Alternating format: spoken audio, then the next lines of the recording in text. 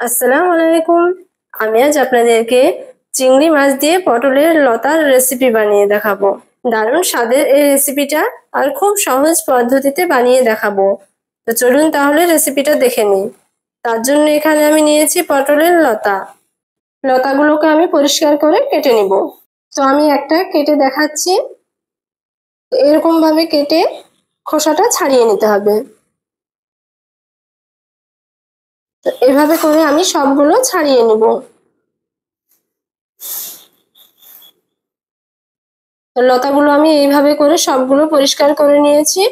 ভালো করে ধুয়ে পরিষ্কার করে কুচি কুচি করে কেটে নিয়েছি। এবার আমি এখানে নিয়েছি চিংড়ি মাছ। প্রথমে দিয়ে দিলাম লবণ, হলুদ গুঁড়ো, লঙ্কা গুঁড়ো। এবার মাছটাকে ভালো করে মাখিয়ে নিতে হবে। এবার আমি গ্যাসে কড়া বসিয়ে দিয়েছি, দিয়ে দিলাম সরিষার তেল। এবার আমি মাছগুলো ভালো করে ভেজে নিব।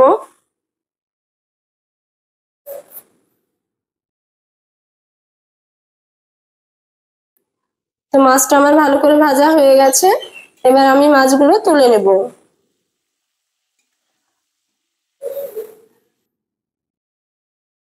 এবার আমি এই তেলে দিয়ে দিব পেঁয়াজ আর কাঁচা লঙ্কা। এবার দিয়ে দিব টমেটো কুচি। এগুলো হালকা করে ভেজে নিব।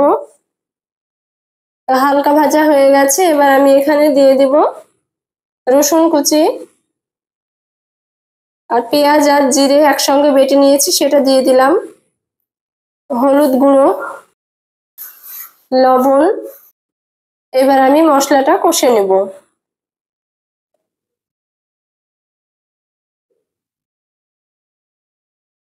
মশলাটা আমার কষানো হয়ে গেছে। এবার এখানে দিয়ে দিব কেটে রাখা পটলের লতাগুলো।